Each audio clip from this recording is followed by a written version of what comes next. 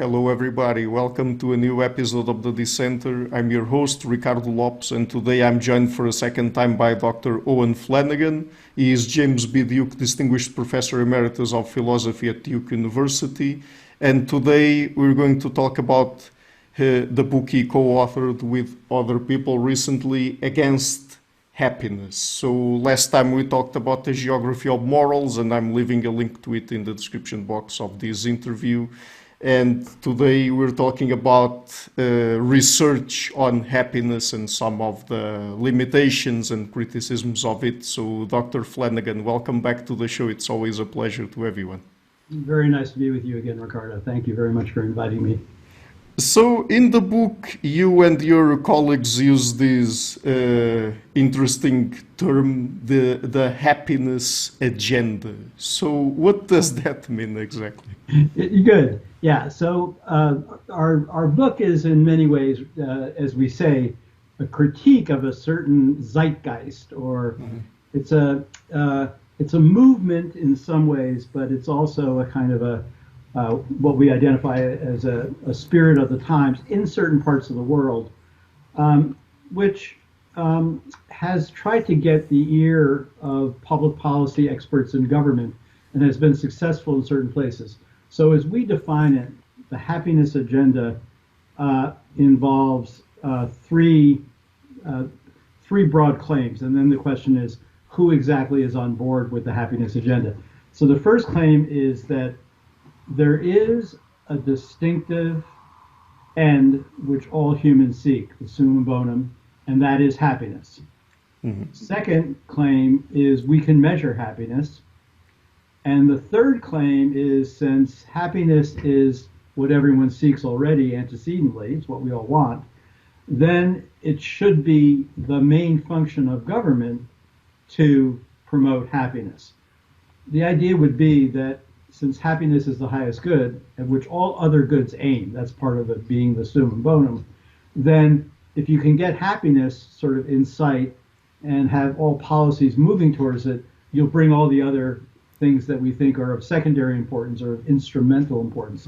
So like the idea would be food, clothing, and shelter are important because they bring happiness.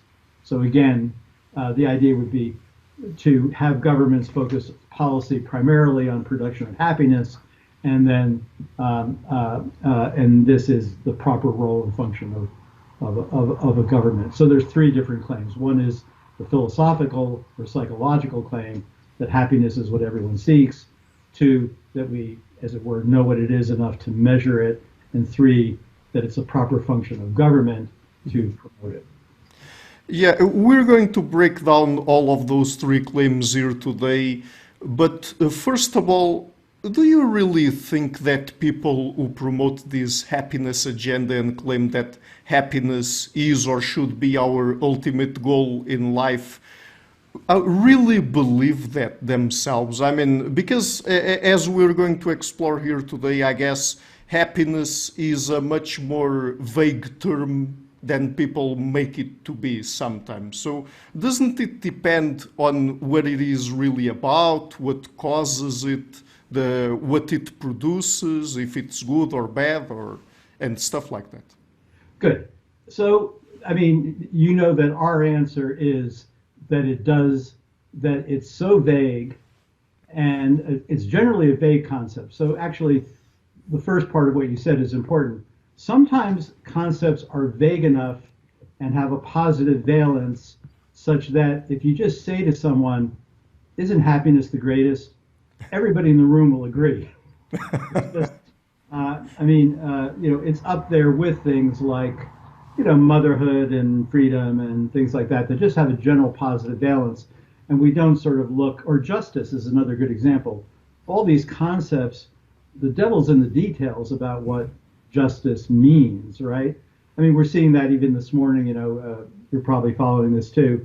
In Israel, the Knesset is voting on these policies about how independent the judiciary should be. And the main concepts in play are concepts like democracy and justice, but both sides are using them.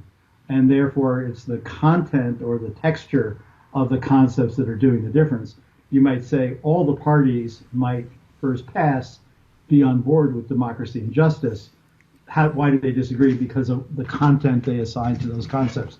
So your question about what the people believe who are members of the happiness agenda is important, but I mean, it's important and it's a good question. Sometimes when I probe directly, because I know these people, many of these people, when I probe directly, and I'll say things like, well, take an example of someone like Socrates. We often think that he lived a meaningful life, but we would not, if I ask you the question, was he happy? You might easily imagine saying, well, no, and that's not the point. Who knows? We don't know from the text. And of course, but when I've said this to people, raise questions about some great thinkers, great, role models, we say, Confucius, Jesus, Socrates, the Buddha, and to a person who says happiness is the summum bonum, they say things like, well, they must have been happy because they were, and I said, well, wait, it depends on how you're using the concept. In one standard sense of happy, we wouldn't check the boxes as they're very happy. Now, you could have a much more expansive conception of happiness, but then you would be starting to build into it things like having certain virtues, having certain purposes, having certain aims. So what I find in my experience, and most of the people who are on board with the happiness agenda, there are three kinds of people: economists, positive psychologists, and certain bureaucrats, government, public policy, bureaucrat people. So in my experience, they kind of do believe it. And if you push them, they'll just move to say, well, that's what we already meant by happiness. Mm-hmm. That's my experience. Yeah, and by the way, those three kinds of people you mentioned, I guess that later on we can also get into the question of how people from different, even academic disciplines approach happiness, because it doesn't mean exactly the same thing, for example, for a philosopher as it means for a social scientist or people who work in public policy. That's right, exactly right. So let me ask you then another question about this agenda, as you call it. Do you think that people who promote it or push for it are hedonists? I mean, philosophically speaking, could we call them hedonists or not? Good question.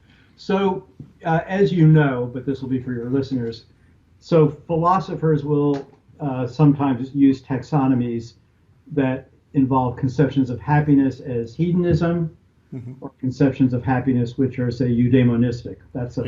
So one idea would be, and Aristotle is the beginning of this entire conversation in Western philosophy, as you know. Right. So Aristotle actually says at the beginning of his Nicomachean Ethics, he says, when I go around asking my fellow Greeks what they think is the summum bonum, what is the thing that they want over everything else, is there one single end that they want, they will all use the same word. And the Greek word, as you know, is eudaimonia. EU means something like positive or happy or pleasant. And daimonia means something like spirit. So happy-spirited is not a bad way to translate it. And in Aristotle specifically, it's very interesting because it is very much tied with these virtue ethics. Exactly, right. So in Aristotle's case, he says, though, when I inquire to people what they mean by eudaimonia, some say they mean fame. Mm-hmm. Some people, fame and reputation is one answer. Yeah. Other people say money. Money is happiness, brings happiness. Other people say pleasure. So that's back to your hedonism question. Mm-hmm. This sensual pleasure, or eating and drinking and be merry. And then other people say it's a life of reason and virtue. Now that's the answer that Aristotle thinks is the right one. So when I was in graduate school in 1975, word went out from Princeton that it was naughty henceforth to translate eudaimonia in Aristotle as happiness. We should translate it as something like flourishing or fulfillment. So Now, why did he think that but Aristotle was not a hedonist for reasons.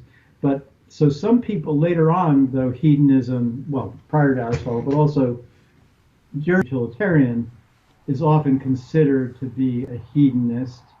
Whether he was or not, I don't know.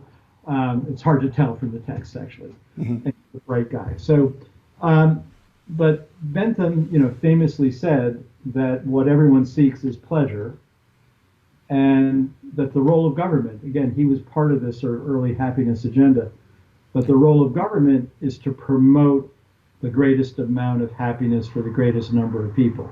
Mhm. Now, if that's a form of hedonism, then there are some members of the leaders of the happiness agenda who are hedonists. So, for example, Richard Layard, who's a famous British happiness theorist. He's a government official. He's a lord.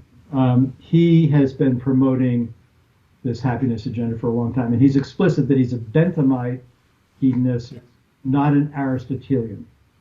Mhm. That is, he doesn't think that we should get picky or choosy about which pleasures we're promoting, but just promote pleasure.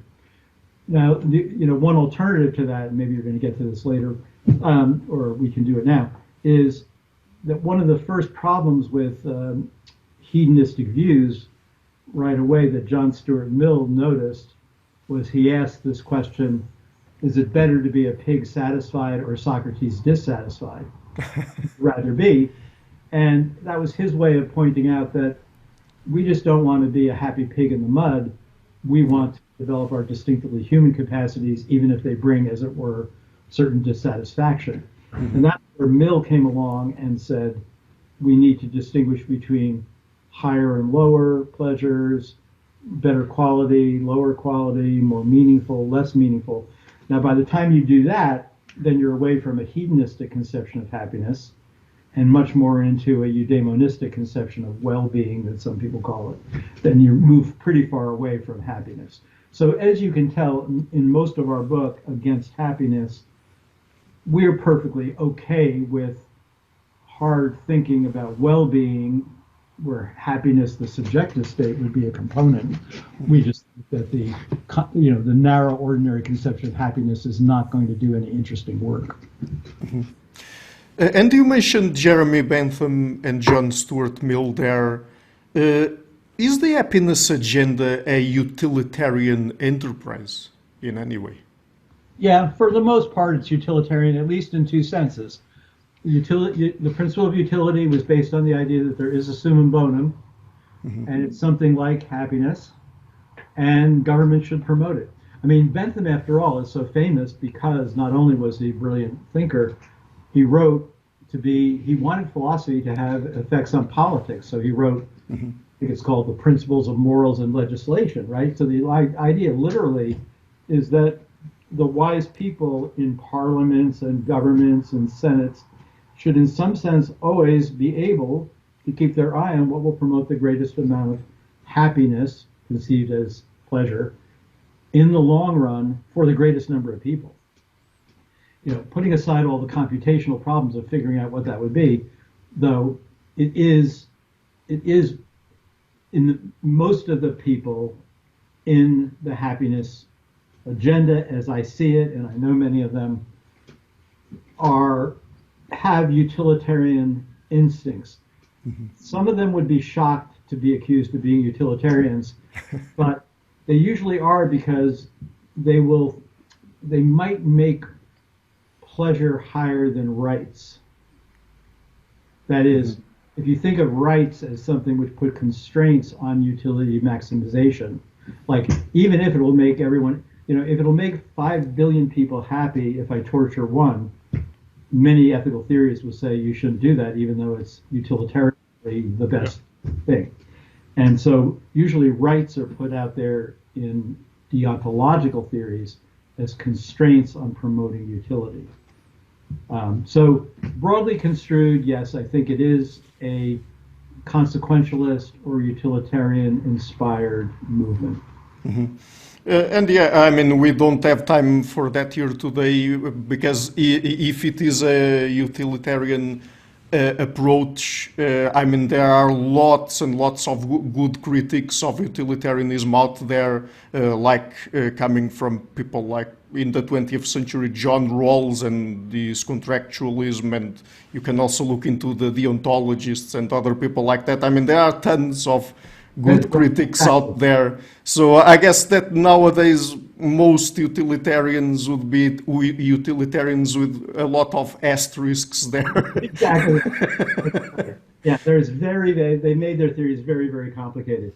But I will say, given what you just said, because it's worth this interjection. One of the things that sort of most disturbed me as I started to familiarize myself and go more deeply into what was going on in the thinking of the happiness agenda people was how ahistorical and even aphilosophical it was. And let me say that in two respects. One, so do you mind if I take a moment and tell you a little bit about? Yes, of course. That's very interesting. Yeah. So, you and I have just been talking about the ways in which, we know that these debates in Western philosophy go back to discussions in Aristotle and Plato, about what makes for a good human life, which feeling states, if any, are relevant to it, or which objective states are relevant to it, food, clothing, shelter, what Nussbaum and Sen call capabilities. They all go back 2,500 years ago in Western philosophy to talk about how we've thought about concepts like pleasure, different kinds of pleasure, happiness as a subjective state versus happiness as a life well lived.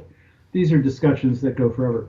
But what happened is this, as far as I can tell. The happiness agenda, as I see it, is promoted mostly by two groups of people, and then they get their claws into a third group.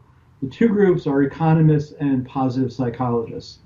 And then they go and try to get the policy people behind them. So what happened there? Well, in the late 1970s, an economist named Richard Easterlin published the result that as we measured subjective well-being, that is roughly just the answer to the question, how satisfied are you with your life? And we'll talk about that later, whether that's a good happiness. But if we ask people how satisfied they are with their life, they started to notice that that didn't keep going up as gross domestic product went up, as money went up.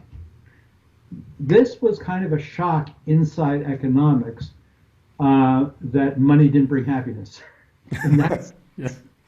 And because it challenged a certain attitude inside Orthodox economics. But this discovery that money doesn't bring happiness is what every great world tradition has always said since the beginning of time. So what was a discovery in economics was not a discovery that needed to be made for anyone else outside of economics. However, the economists weren't paying attention to those other discussions, so they did act like they had made an amazing discovery. And this led then so many economists to get on board and become leaders in the movement, which has now been going on for over decades, of measuring happiness across countries. And as if they know what it is, and that's an important thing. So that's the economic side. But the point is, they weren't doing what you just said. They weren't saying, oh, let's see what philosophy, theology, intellectuals have been discussing from the beginning of time about this question. They just said, wow, we just discovered something really important, and now that discipline, will solve it. At the very same time, there was which has been dubbed positive, and what that movement said at the beginning was a very plausible thing. They said, if you look in journals, negative mental state, psychology journals, negative mental state articles or research outnumbers research on positive mental states by 10 to 1. So wouldn't it be good if, in addition to knowing what causes anxiety, depression, and so on, we knew more about what produces happiness, pleasure, positive states of mind. That's a perfectly appropriate line of inquiry, but it also got too big for its bridges and started to, again, use the word happiness as if that was a good stand-in for positivity in general, for what are the well-being states or positive states. So what I think, so, and again, because I'm friends with many of these people, I just was puzzled when I started to talk to both the positive psychologists and the economists about how little they knew or concerned themselves with what the history of ideas had given us about these concepts. And so the naivete that they build into it is because they're rediscovering how to make a wheel, and they're not making it very well the first time, the new times around. When it comes to positive psychology specifically, I guess that we'll come back to this later on in the interview, but I guess that at least to a certain extent it suffers from one of the issues that we've talked about extensively in our first interview. That is, it assumes universality even though it doesn't have the evidence to back it up. Right. Totally right. So, yes, and we talked about this, the whole issue with, that has been by now very well confirmed inside the social sciences, that the overwhelming populations that we've used to decide what is universal human nature and act as if there is a universal human nature have been Western, educated, industrialized, rich, democratic people, weird people, as you and I have discussed before. And this is a very serious problem. So even if you find out, if you have a sort of a precise conception of happiness, something like, feeling what you'd call happy in ordinary language on a scale of 1 to 10, and you say, well, that's what how the people around here use it. There's no guarantee that people across town use the word happy in the same way. I can just speak for myself.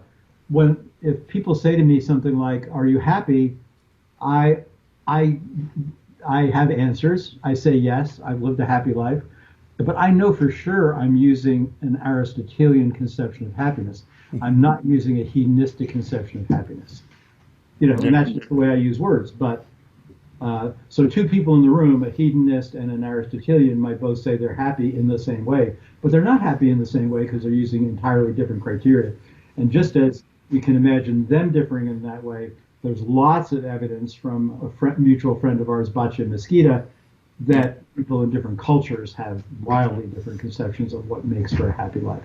Yeah, I would imagine that, for example, I myself saying that I'm having a happy life and spending most of the time reading, for most people that would be a very boring life. Exactly, right. And I remember I was at a conference recently and someone was talking about this beautiful passage in Confucius, and the passage says this. Confucius is asked by a student, "What is happiness?" And one person says something like, "Oh, it's reading books," like you would say. Or for me, I'd say it's living eudaimonistically. And then this one person says, or Confucius says, it's going to, you picture yourself as a 10-year-old boy and you go and you tap your friend on the shoulder and say, "Let's go to the swimming hole," and you jump in the swimming hole, and then you just look at each other and you're happy.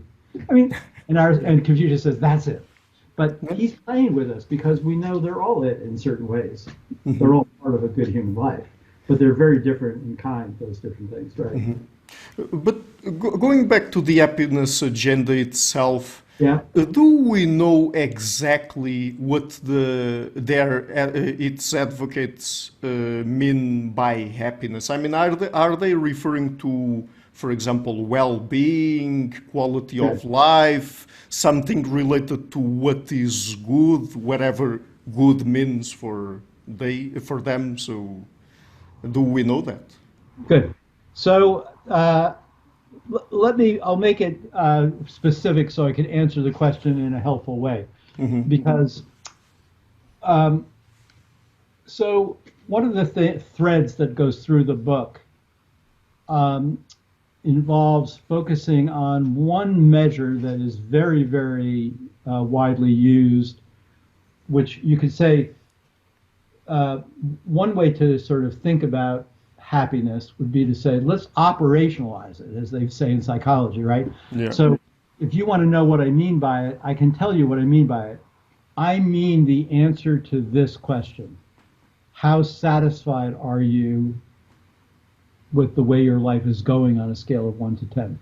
Mm-hmm. That's called life satisfaction concept. Now that is the concept that is used in the World Happiness Report. Mm-hmm. The World Happiness Report has been coming out for over a decade. I forget when it started, maybe almost, well, I forget. 2011, maybe, something like that. So the World Happiness Report is led by certain people. So, for example, very good and wonderful, humane people. So the founding editors included John Hellawell, who's an important economist in Canada, mm-hmm. Richard Layard, who I've talked about, who's a Benthamite, explicitly a Benthamite, and Jeffrey Sachs at Columbia University, who I know the best, and I would say he's an Aristotelian, a eudaimonistic thinker. But they're all willing to be on board using this word happiness to describe life satisfaction. So that's what you can operationalize it, and then you can say, well, so why don't you just call the annual reports the life satisfaction reports? Mm-hmm. Because after all, saying that you're satisfied with your life is a cognitive judgment. Yeah. It doesn't, in fact, and it's compatible, as we say in the book, with saying my life is, saying the following sort of things that you just were helpfully putting out there for me. Mm-hmm. You could say my life is good, but I'm miserable. I'm flourishing, but I don't always feel it. And you could say I'm satisfied with my life, but I'm sort of, the world always looks gray and dark to me. I don't know. You can say all these things. So what is life satisfaction? It's a measure of cognitive judgment. That is used primarily in these World Happiness Report measures. And now, is that a measure of well-being? Well, you're right. So some people use well-being, and I think this is appropriate. Well-being is a broader concept than happiness. It might include happiness. So if a person has a good income, good health care, good family life, good psychological, mental health themselves, and so on and so forth, you might say they're living well. They're above a poverty standard, and so on and so forth. Again, whether they're hedonically or emotionally happy seems to be a different question.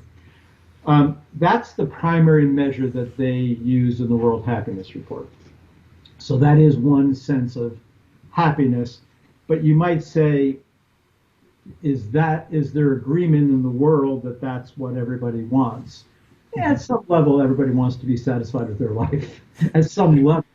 But it's the contents of it are just wildly disparate, right? But that is one conception.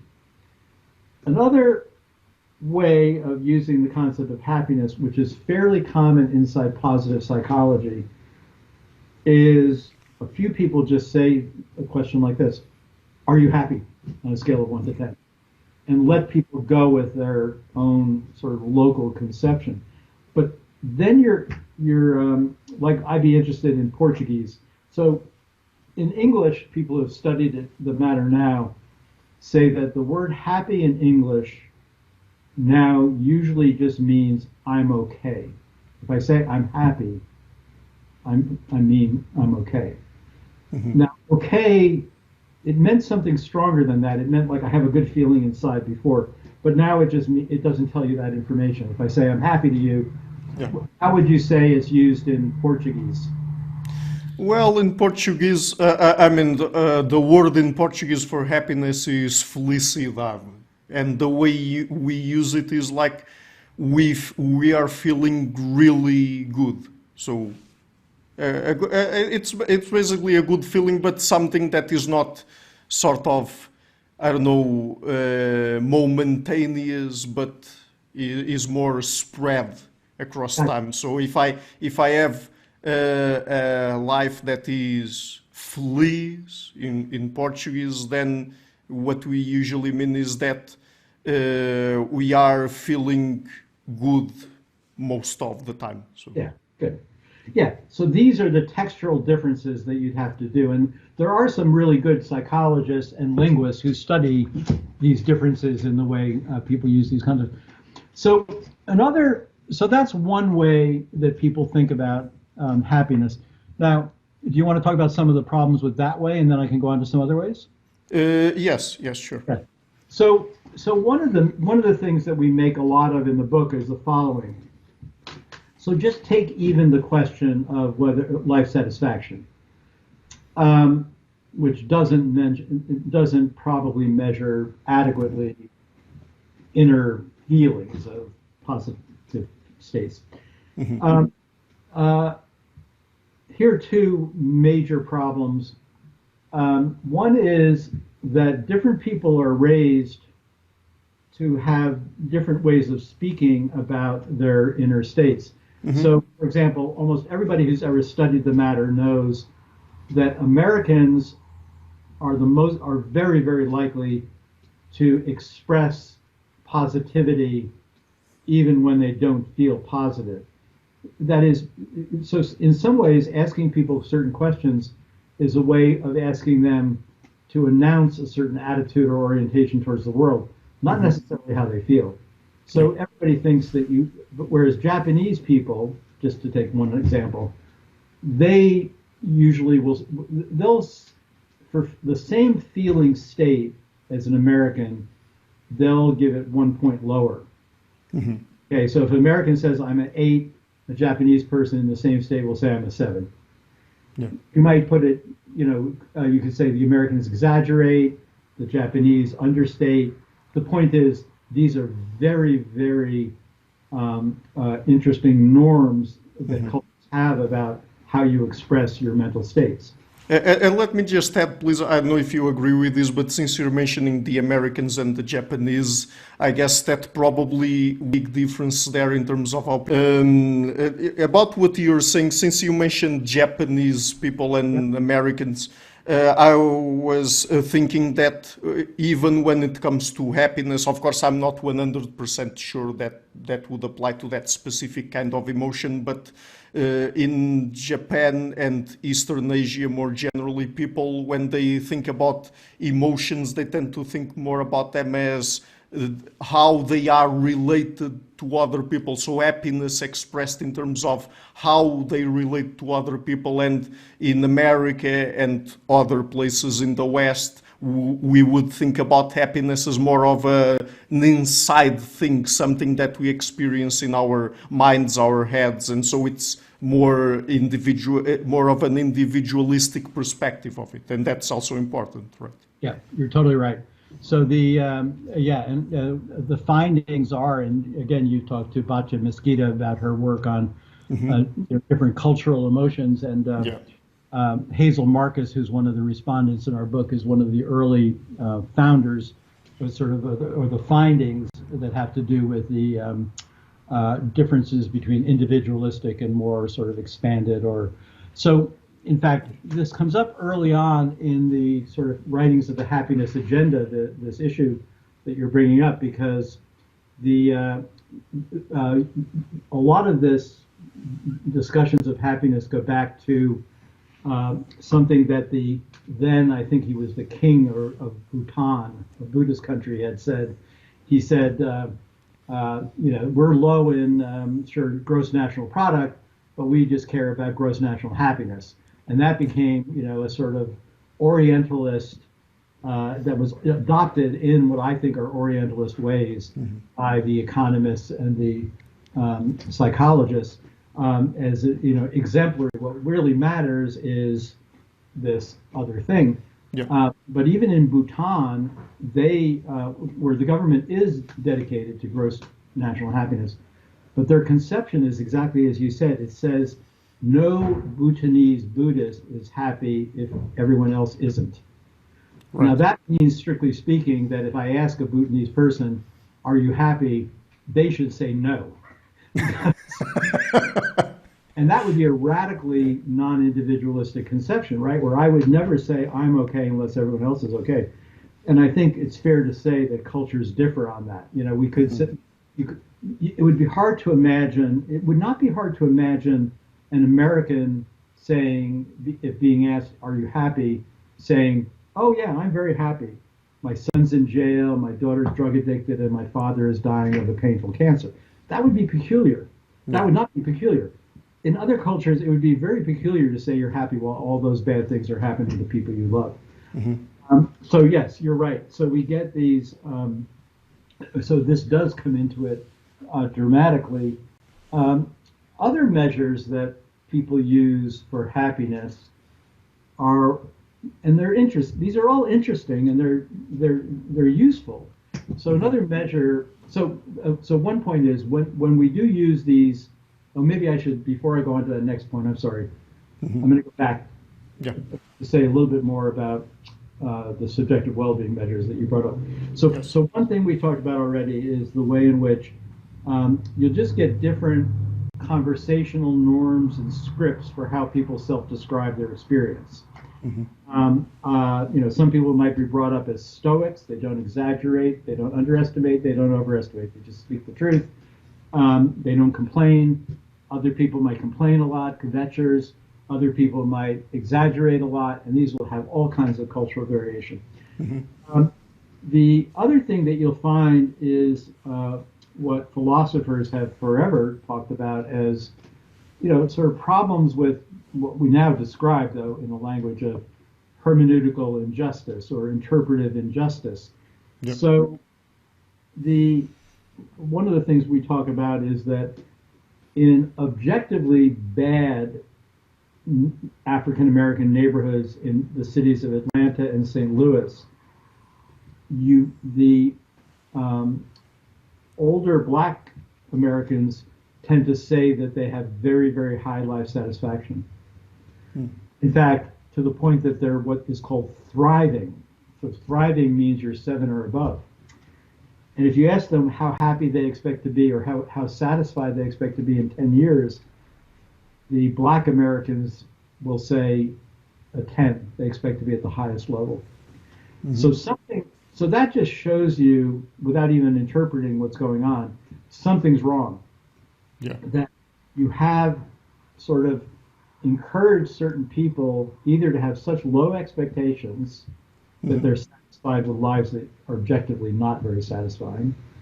They're very resilient, as sometimes people say, or they've just had the wool pull over their eyes and have been asked not to look at the sort of objective injustices. So those kinds of problems are all over the place in subjective well-being measures, which is why, and I favor these, when people like Martha Nussbaum and Amartya Sen use what is called the capabilities approach, they're interested not in how people feel subjectively about the quality of their education or the quality of their housing, but as it were, how objectively good it is. Because that matters more, again, on Aristotelian measures. The other kind of measure, Ricardo, I was going to move to next that's often used is an entirely different kind of measure. So it's what's called positive and negative emotion measures. Yeah. And these go like this. Usually the person who's being tested or surveyed is asked questions like, they're given a list of negative emotions. We'll say sadness and anger. Let's just simplify. Sadness and anger. And on the positive side, they might be given, they're often peculiar because they'll say things like, how much did you laugh? Laughing is correlated with feeling happy or funny, but it's not the same thing. But let's just say they put over here pleasant feelings and happy feelings. making believe you can distinguish those. So what they reliably find, allegedly, this is the positive psychologist now, is that overall people saying they're happy correlates well with a positive ratio of positive to negative emotions over the course of a day or a week. Mm-hmm. Now, there are big cultural differences, because if you ask like a Portuguese Brazilian person how many positive episodes they had today, they might say 40. How many negative did you have? 38. That's plus 2. Yeah. You say to a British person, how many positive did you have? 4. How many negative did you have? 2. Mm-hmm. That's plus 2. Some people say they're equally happy, which is a weird thing to say, but go ahead, you can say it, I guess. But the overall, so the idea, so some people say, psychologists will say, the good news over the world is that people will claim to experience positive to negative emotions at a ratio of 2 to 1. If you experience them at 3 to 1 ratio, you're super duper happy. But 2 to 1 is pretty good. You're on the happy side. You're on the positive side. That's a different measure. Now, I should mention that when people do that measure, you get different nations ranking high than you get in the World Happiness Report. Because the World Happiness Report, where they measure subjective well-being, always has the North Atlantic European countries at the top. So usually you get on the World Happiness Report, where you ask about satisfaction, you get Finland, Denmark, Norway, etc. If you ask about positive and negative emotions, you tend to get a lot of Latin American countries higher than the Northern European ones. Well, so you know what? Let me just say, yeah. I wish I remembered where I saw this, but interestingly enough, I think it was last week or 2 weeks ago, I saw some piece on the news where, yet again, they said that the Finnish are the happiest people in the world, and then they went and asked a few Finnish people themselves, and they were like, what the hell are you talking about? I know. Yeah. No, it's very funny, because that shows itself that the conception of happiness that's being used is very peculiar. And I think I know what's going on, because just as you've heard this and you found it funny, and I did too, I was at a meeting 5 years ago where she was the former prime minister or president of Finland, I'm not sure what they have, was at a meeting, and she was also reflecting on these reports, and she said, well, it's kind of peculiar, because we are a dour people. Finnish are a dour people. He said, however, if what you're measuring is there a good social safety net, mm-hmm. we have that. Yeah. We have that. So I think that shows right away, your point is that there's a mismatch. If you think, you can measure things like the hedonic states that people have, and you might well get cultural variation both in how they experience them, mm-hmm. how often they experience them, how much they value them. These are all different questions. But then meanwhile, you might get a completely different question on life satisfaction, and that answer might show you nothing about feeling states, just about that. I remember, because you're a young person, when COVID started, both my children, who were in their late 30s, lost work, mm-hmm. When COVID started in America. Now, I felt terrible for them, both because losing work hurts your self-esteem, even if you don't love your work, because you lost a job. Yeah. But secondly, it makes you financially very precarious. Yeah. And that's terrifying. Mm-hmm. In a country that doesn't have a good social safety net. Now, my country doesn't have a good social safety net. But my kids were lucky because they had a parental safety net. I was able to, of course, buy their health care for them, make sure they had it, and help support them through that period, and now everything's fine again. But if I compare what it would have been like if they were in Finland to what it was like in America, if they had lost their jobs in Finland, they wouldn't have had that precarity that was luckily solved by family members. Yeah. And I think a lot of the good work that things like happiness reports, but now crossing out that word, do, is they'll sometimes tell us whether a society has a good social safety net or not. Mm-hmm. I think there's that work. But that doesn't have to do with happiness in the sense that the Finns are happy. Yeah, and even if you don't have, like Finland has and Norway has and other countries like that, a very strong social safety net, I mean, you might get not, let's say, an economic social safety net, but other kinds of social safety nets in countries or societies which are much more communitarian, for example, where, okay, so you might not have a job, but you have your family and your community, and of course you won't be homeless even if you don't have a job, because all people pool their resources together and help one another. So. Yeah, a good example of that, actually, I went to Taiwan and China in 2008 during the terrible financial crisis at that time.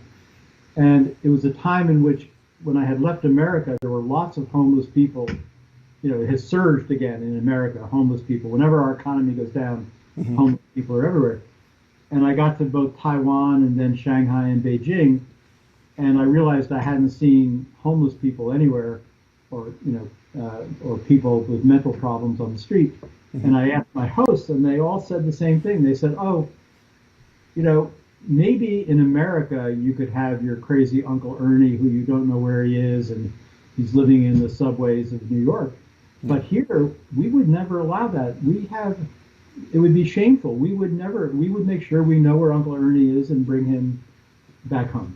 Yeah, so that's a completely culturally constructed solution to these precarity issues. Yeah. And by the way, something that we haven't yet touched on, or at least we haven't explored too much yet, I guess, is, so even let's assume that people have the same conception of happiness cross-culturally. Let's assume that just for the sake of the argument.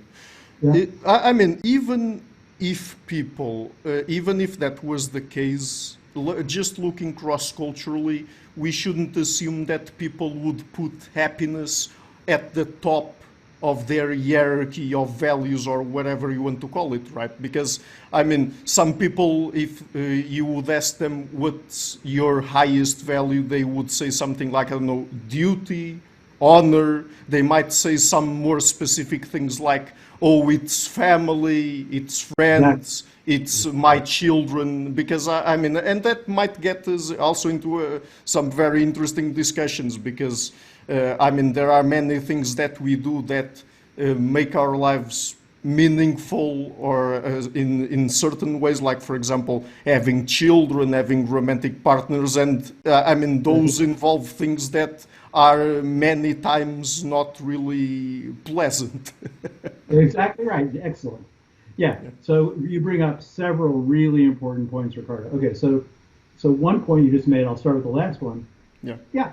There are many things that many people across the world, not everyone, will think constitute for them the conditions of a meaningful life. Like having children is a common one. You just mentioned that. Now, not everyone wants children, and for those people, that won't be part of what makes for a good life for them. Yeah. And that's, of course, perfect legitimacy on both sides. But take the people who are going to have children. The general findings are that having children will not make you or your romantic partnership with whoever the other parent is of the children happier until the children leave home. Yeah. It will make it more meaningful. Mm-hmm. But we can see all the reasons. They're sort of obvious. I mean, you're not a parent yet. No, I'm not. I guess I will be for the rest of my life one of those few people that doesn't put too much meaning into having children. So Well, I don't think it's very few. I think it's a lot of people in your generation, and I understand it. And Yeah. you know, um, the point is, though, among the people who do make the choice to do it, they might well realize that there's a trade-off even for them between pleasant feelings and purposeful or meaningful life. And what you're also right about is when people are given a list, a long list of goods, like you mentioned some of them, like happiness, duty, family, work, Honor. developing artistic talents. Yeah. You give people a list of things across cultures. This is this is also done with the same methods that are used to measure happiness. Not all people say that happiness for them even is the summum bonum. What's interesting, and again, this goes back to weird cultures, the ones that do are the weirdest ones. North America and Northern European. Interestingly, the people with, in some sense, the hedonically most pleasant lives in Latin America and in Southern Europe don't say happiness is the most important thing, even though from the outside we might say they're happier than the dour Europeans. So you're right. So if you give people their own right to say whether happiness matters to them or not, many people will say it doesn't matter the most. Hardly anyone will say it doesn't matter at all. And pretty much everybody, I think, would agree that if you could have a life in which you had satisfied your duty, had a good job, got to develop your talents, it would also be nice if you have the kind of disposition to be happy about it. Yeah. But usually right is the same thing.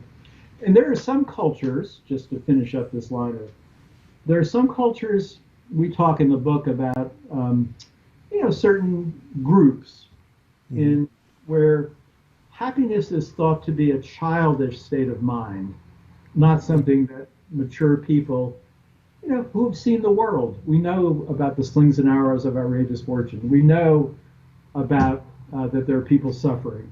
We know too much to be in a constant state of la la land. Yeah, and not only that, but also there are people out there that find life to be more satisfying and or more meaningful. Of course, I'm not sure if they would say they like it that way, but they prefer if life is at least to some extent challenging and Yes, not really, oh, you just have to lay back and appreciate stuff. exactly They right. don't really like that kind of Yeah, thing. you're right. No, that's a very important distinction. Yeah, there are just some people who like, when you think about it, there are a lot of instances of what you just said. I mean, I've never done this, but there are a lot of people who run marathons, Yeah. and the training for some of these athletic things that people do. The Tour de France just finished. You have bike rakes, the training for there's a lot of pain associated with these things. Yeah. These are challenging, meaningful accomplishments, despite whatever hedonic costs there are to them.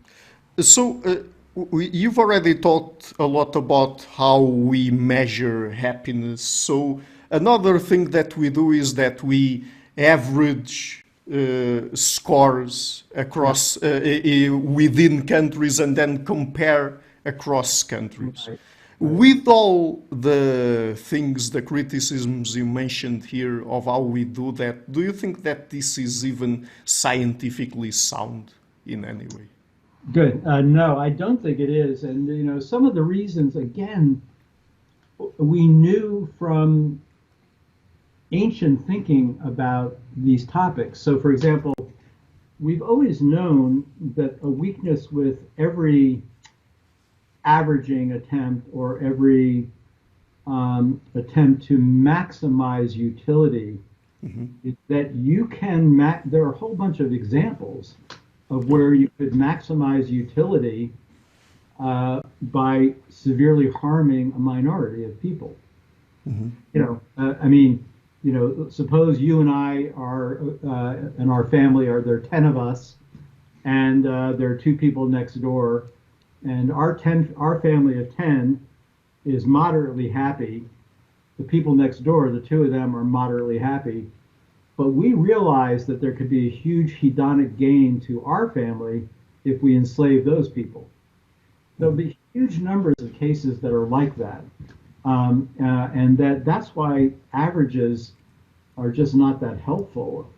Because what's really important, if happiness is important at all, would be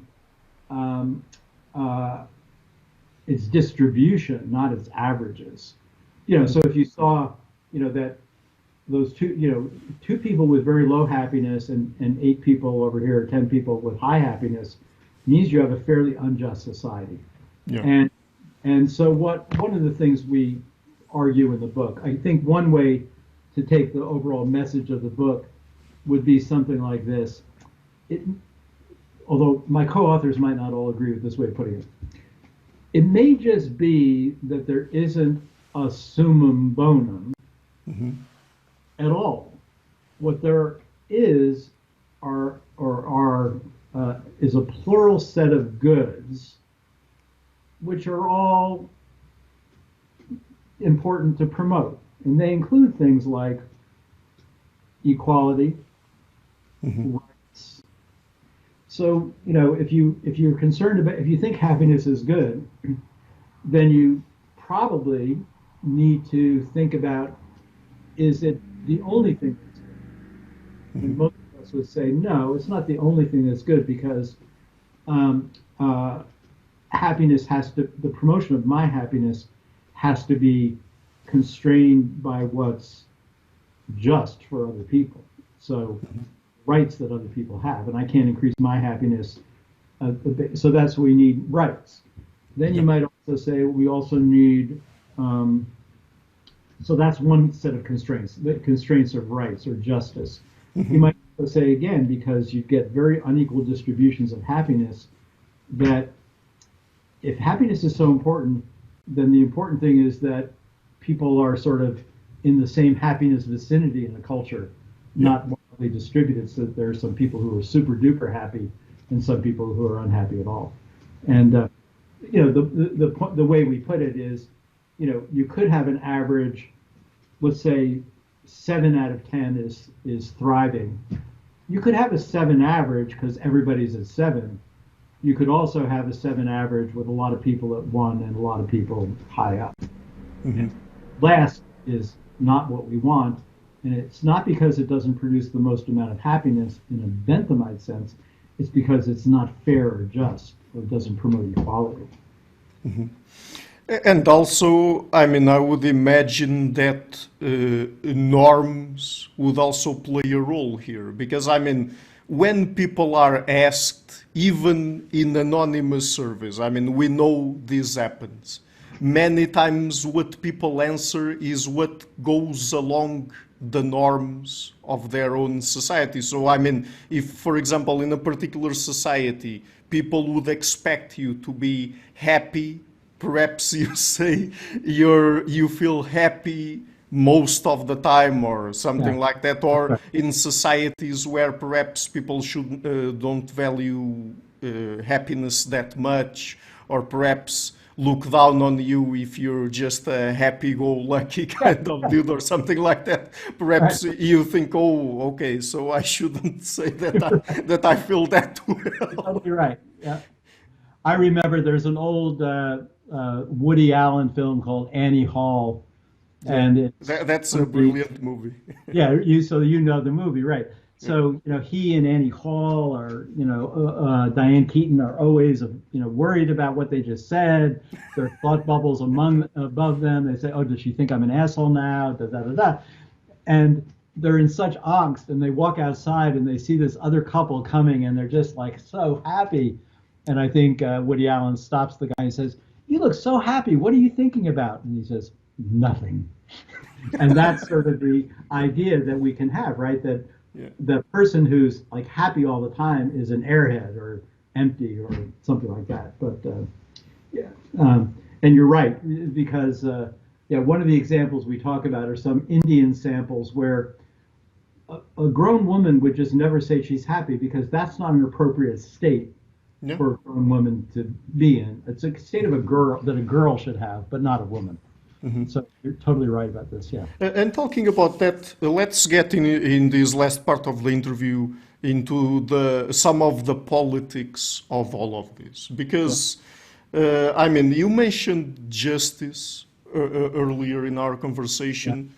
So, I mean, one of the things that you talk about in the book, I personally also worry a little bit about myself. If we put too much value into happiness, I mean, is that really what, for example, oppressed people want? I mean, do they really care that much about happiness instead of having their, I don't know, basic needs met, for example? Good. Yeah, I worry about the fact that this talk about happiness is a form of gaslighting, where actually it's so premature or frivolous. I can't tell which, I think sometimes. So it seems pretty clear, you're right, that I don't know what the numbers of people in the world who still live in poverty, precarity of in terms of health or food, but it's a lot. It's a lot of people. We're not talking about a small number. We're talking about over 1 billion people that still live. It used to be, I think, in the 80s that they used to use the word absolute poverty, and that was a large number of people. I think the number of people living in absolute poverty in the world has been reduced, but it's still quite large. Oh yeah, it's at the very least 1 out of 8 people still. That's what I was thinking. It's about 1 billion people. So these are huge numbers, right? Of numerically, but also percentage-wise, huge numbers of people. Yeah. Now, if you say to such a person, you and I are not them, but it just seems obvious that the first thing they're going to ask for is not happiness. They're going to ask for food, clothing, shelter, basic health care. Yeah. So I do think this is focusing on happiness is just a peculiar thing. Richard Layard once said in my presence, he said, I was fussing about this happiness concept being indeterminate. Yeah. And he said, I don't know why people get so upset about the use of happiness. We all know it from Jane Austen novels. It's what everybody in those novels wants. And I think that's telling, because it's just so obviously about a certain group of people who have reached a certain level now getting on to the next best thing, right? Which is a certain mental state. So I worry exactly about this. And I think the answer is kind of obvious. It's the one you said. It's that people who are not faring well in a whole bunch of objective senses are almost certainly not faring well in all kinds of subjective senses as well. But what they want, and what creates the possibility for them faring well in the subjective sense, is getting them the basic conditions of good human lives, which involve food, clothing, shelter, education, and so on. And that's why I think in what I call a first things first agenda, the circumstances of basic objective necessities of life and circumstances of justice are first thing. And by the way, in addition to the 1 in 8 people on Earth who are suffering badly in these ways we were just talking about, there's all the additional people who are subject to various kinds of discrimination. So histories of racism like we have in America, various kinds of treatment of people with gay people and so on. There are abundant groups of people who are not allowed to live what for them will be meaningful, successful lives because of histories of racism, ethnic hatred, sexual hatred, and so on and so forth. So we're talking about the needs of justice and equity still have so much work to do before we should worry about happiness. Yes. Yeah, and we have to keep in mind that 1 in 8 people are the ones who live in extreme poverty. We have a lot more poor people that are still poor, and those, I guess, also do not live very good lives in terms of having access to their basic or having their basic necessities fulfilled, or at least most of them are on the brink of going into extreme poverty. I mean, just thinking about, just recently I saw numbers which are very, very frightening of people in the UK. At the moment, 25% of people in the UK are below the poverty line. I mean, they don't live like people in African countries, for example, but they're still poor and they have lots and lots of issues to That's deal very with. interesting because I just saw a headline this morning. I haven't even read it yet, but it said Britain is now a poor country. Yeah. So your points are very well taken. If we say that 1 in 8 people on Earth live in extreme poverty, and then we add another billion, so we have like 1 in 4 people don't even have the material conditions of very good lives. Yeah. You know, maybe primarily in the global South, but not just in the global South. Yeah. Then the work that we have to do and the government has to do, I mean, you might just find it a nightmarish that government would be concerned with happiness to begin with. I do kind of nightmarish. But if you said to government officials, what do we have to do to make people happy, you're already focusing on some things that are not the primary things you ought to be focusing on: clean water supply, good schools, healthcare, getting everybody above the poverty line. And perhaps, and the other point I wanted to mention, and I think connects also very well with my first point, is that the way you define extreme poverty is also, I mean, there are many socialist people out there that have very good criticisms of, I mean, I don't know what's the exact amount now, but until very recently it was $2 per day. And I mean, just thinking about $2 per day, come on, what do you do with $10 per day?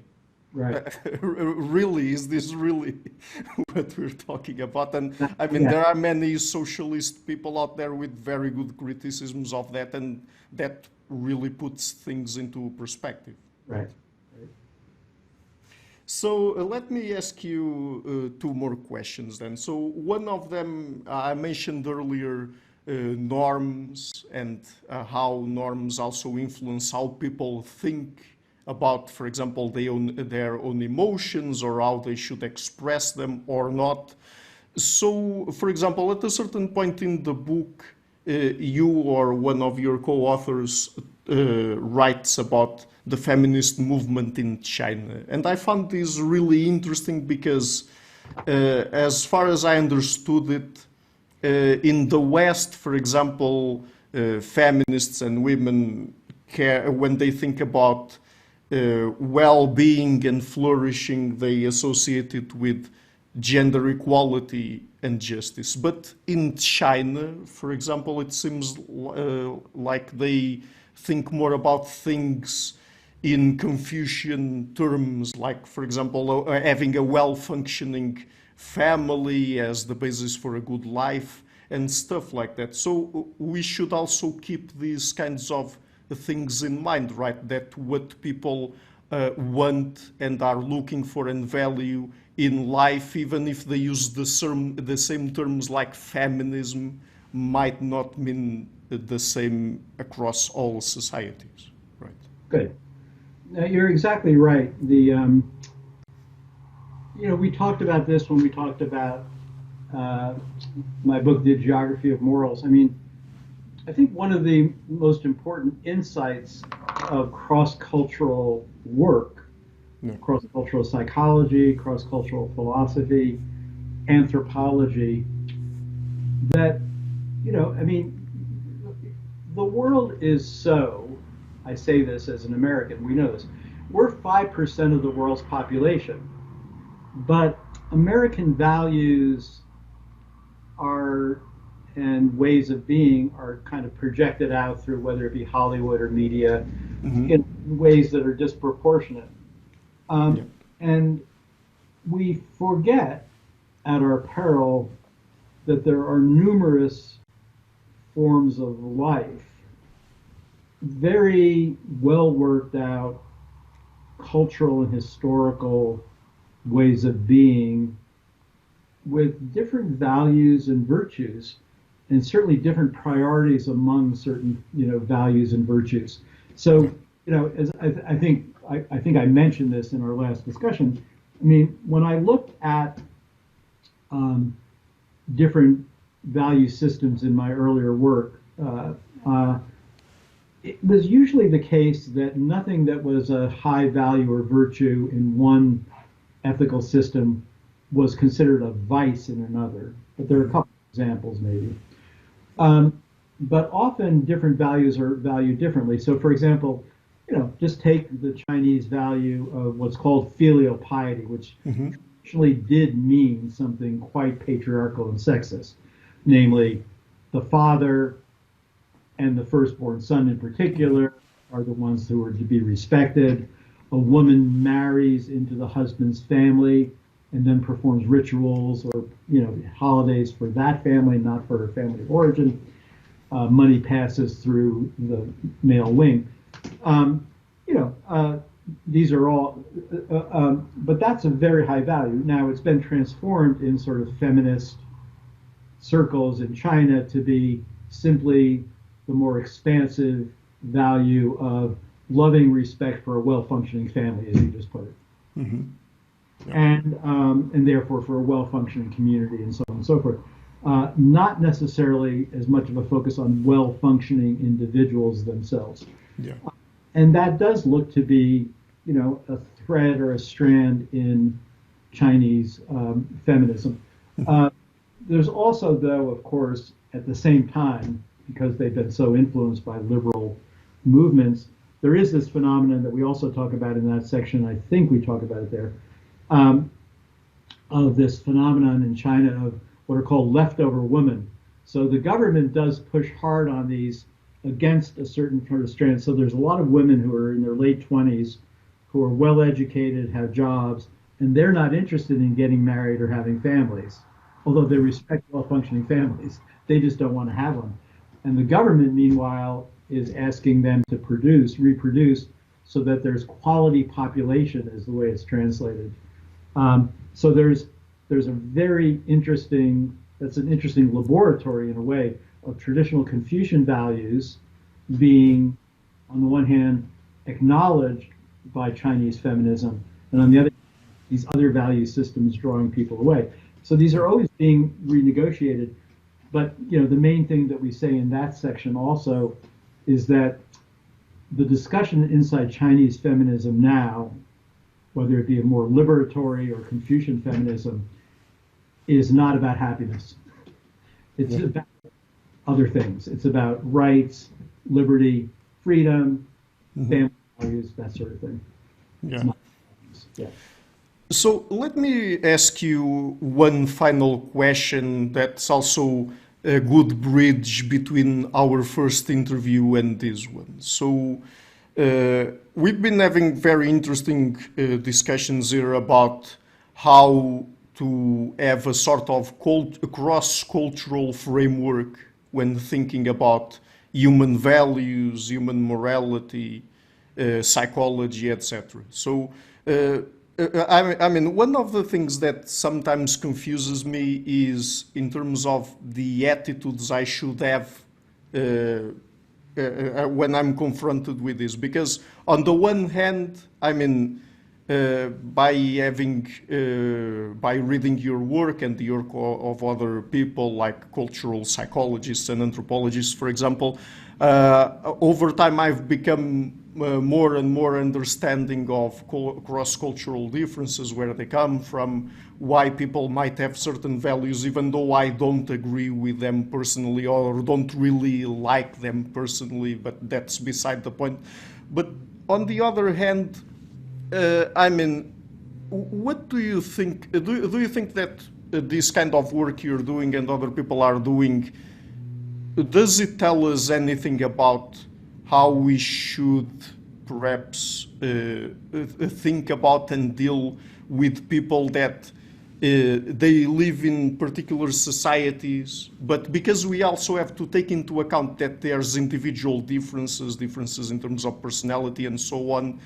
I mean, how should we square off the idea that there are particular norms and to a certain extent we should respect them, but at the same time there are always people within all societies that have certain psychological predispositions that do not go along with those norms. Because, you know, I myself have a very soft spot for people, for minority groups, minority people, sexual minorities, people who basically think different and don't operate well just because they were born into a society that where they can't really express themselves as they want and so on. So, I mean, by studying things cross-culturally, have you gained, basically what I want to ask you is if you gain new insights also in terms of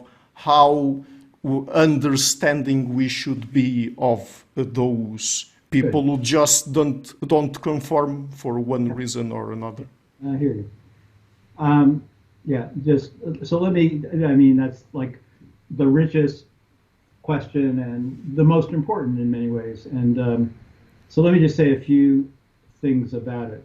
So one way to read your question is this question about the relation between facts and values or ises and oughts.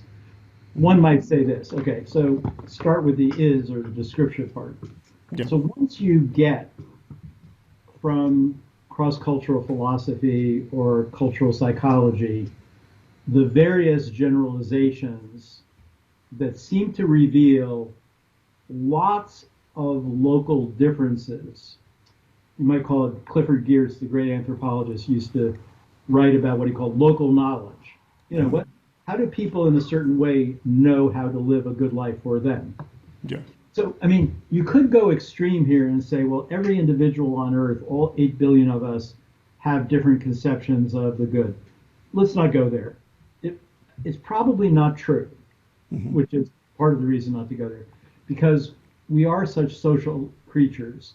So we are usually brought up in some culture or subculture where we learn at the needs of the elders a certain set of values, a certain hierarchy of values, and so on.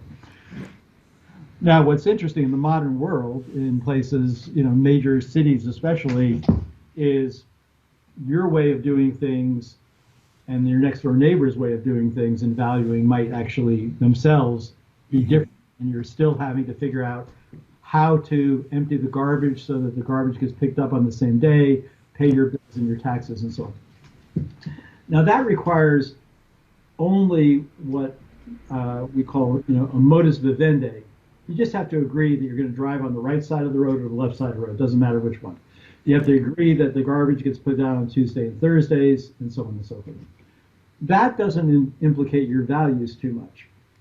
Now, so the first point I'd want to say is we all grew up in value communities which try to sustain a form of life which we conceived along the way as good for us. Yeah. And it usually has various obvious blind spots or cruel spots or overconfidence that we hit upon the solution. Yeah. So I think that we just see this in the sort of take something like, you know, in America it's been remarkable.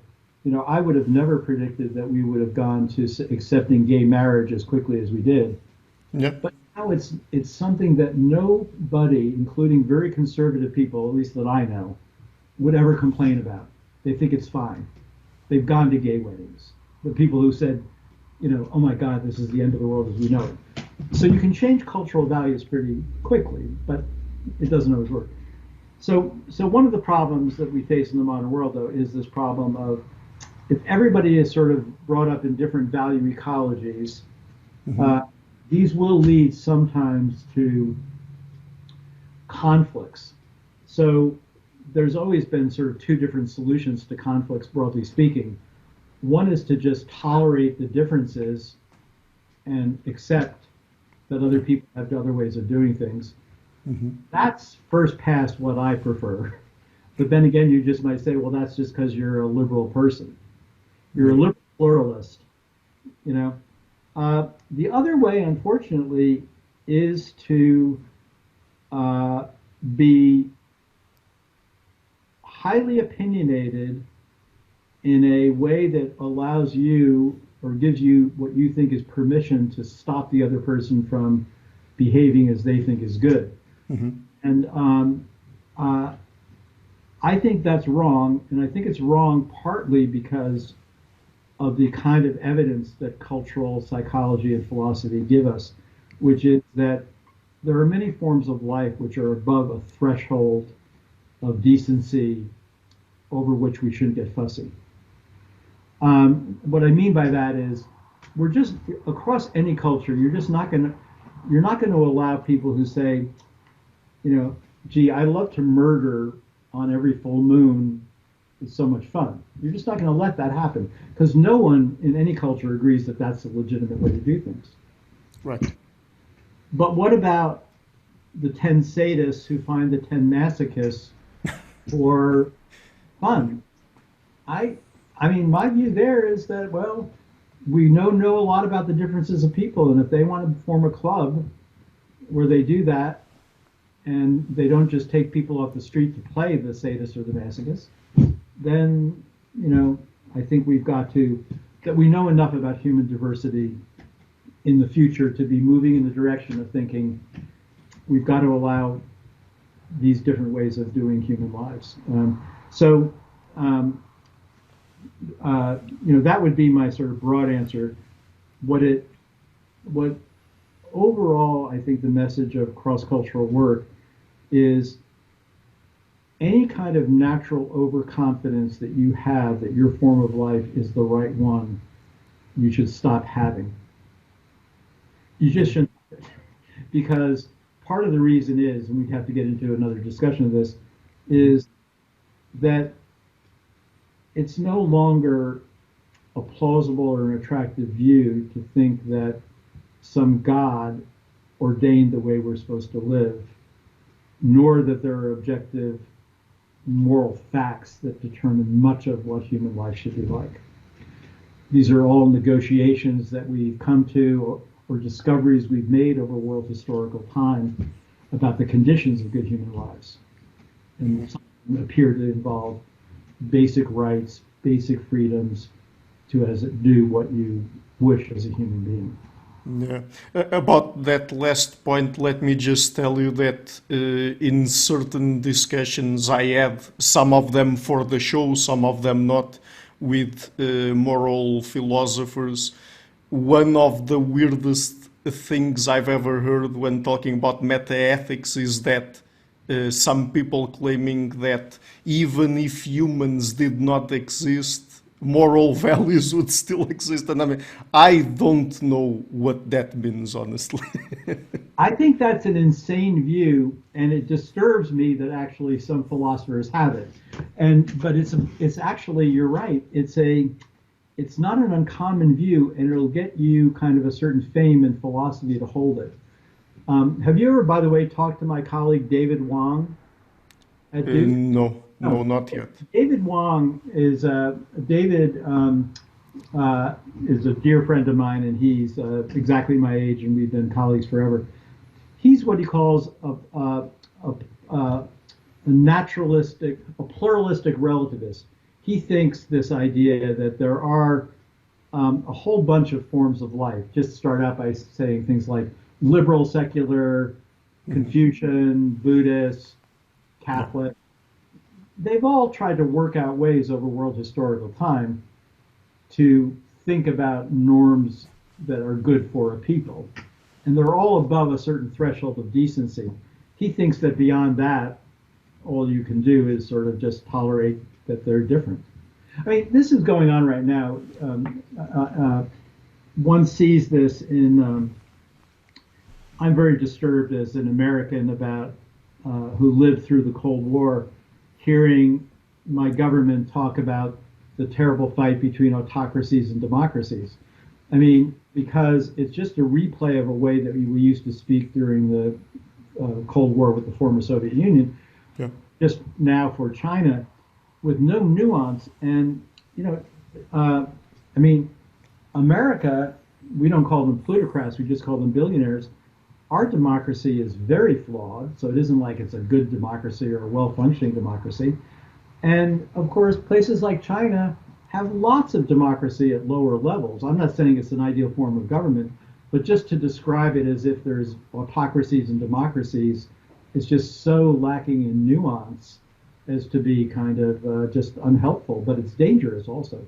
So I think this idea, overconfidence in that we hit upon the right moral or views or the right existential views or the right ways of living, or that we hit upon the right way of organizing a polity, are all part of a piece that thinks that there might be objective truths out there, including in that disturbing way that this form of government or this way of living would be right even if there were no sentient beings. Give me a break. Okay, so Dr. Flanagan, just to wrap up the interview, the book is again Against Happiness, and I'm leaving a link to it in the description box of the interview. Would you like just to mention again where people can find you on the internet?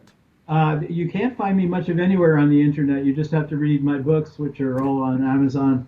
And but I don't have any kind of social media presence to speak of. So, but thank you very much, Ricardo. You're always a pleasure to talk to. You're so well informed, and your questions are great. Well, thank you so much for the kind words, and thank you again for coming on the show a second time, and hopefully we can have more conversations in the future. I would love that. Thank you. Hi guys, thank you for watching this interview until the end. If you liked it, please do not forget to like it, share, comment and subscribe. And if you like more generally what I'm doing, please consider supporting the show on Patreon or PayPal. You have all of the links in the description of this interview. This show is brought to you by Enlights Learning and Development Done Differently. Check their website at enlights.com. I would also like to give a huge thank you to my main patrons and PayPal supporters: Per Erga Larsen, Jerry Muller, Hans Fredrik Sunda, Bernardo Seixas, Olaf Alex, Jonathan Visser, Adam Kessel, Matthew Whittingbird, Arno Wolf, Tim Hollis, Henrik Alenia, John Connors, Philip Force Connolly, Robert Windager, Rui Inácio, Zup, Marco Neves, Colin Holbrook, Simon Columbus, Phil Kavanagh, Michael Stormir, Samuel Andreff, Francis Ford, Tiago Dunes, Alexander Dunbauer, Fergal Cusson, Hal Herzog, Nuno Machado, Jonathan Librant, João Linhares, Stanton T, Samuel Correa, Eric Hines, Mark Smith, João Weira, Tom Hummel, Sardus France, David Sloan Wilson, Yacila Dez Araújo, Romain Roach, Diego Londonho Correa, Yannick Punter, Adana Rusmani, Charlotte Bliss, Nicole Barbaro, Adam Hunt, Pavel Ostazewski, Nelek Bach, Guy Madison, Gary G. Hallman, Sam Afzal, Adrian Yegi, Nick Golden, Paul Tolentino, João Barbosa, Julian Price, Edward Hall, Edin Bronner, Douglas Fry, Franca Bortolotti, Gabriel Panos Cortezos, Lalitska, Scott, Zachary Fish, Tim Duffy, Sonny Smith, John Wiseman, Morten Eikeland, Daniel Friedman, William Buckner, Paul George Arnaud, Luke Lowacki, Georgios Theophanos, Chris Williamson, Peter Olsen, David Williams, Diogo Costa, Anton Erickson, Charles Murray, Alex Shaw, Amaury Martinez, Coralie Chevalier, Bangalore Atheists, Larry D. Lee Jr., Holt Ericbun, Sterry, Michael Bailey, Dan Sperber, Robert Grassis, Tom Roth, DRPMD, Igor N., Jeff McMahon, Jake Zool, Barnabas Radix, Mark Campbell, Richard Bowen, Thomas Dobner, Luke Neeson, Chris Story, Manuel Oliveira, Kimberly Johnson, and Benjamin Galbart. A special thanks to my producers, Cesar Webb, Jim Frank, Lucas Stafiniak, Tom Vanagdam, Bernard Hugni, Curtis Dixon, Benedict Mueller, Vega Guidi, Thomas Trumbull, Catherine and Patrick Tobin, John Carlo Montenegro, Robert Lewis and Al Nick Ortiz, and to my executive producers, Matthew Lavender, Sergio Quadrian, and Bogdan Kanivets. Thank you for all.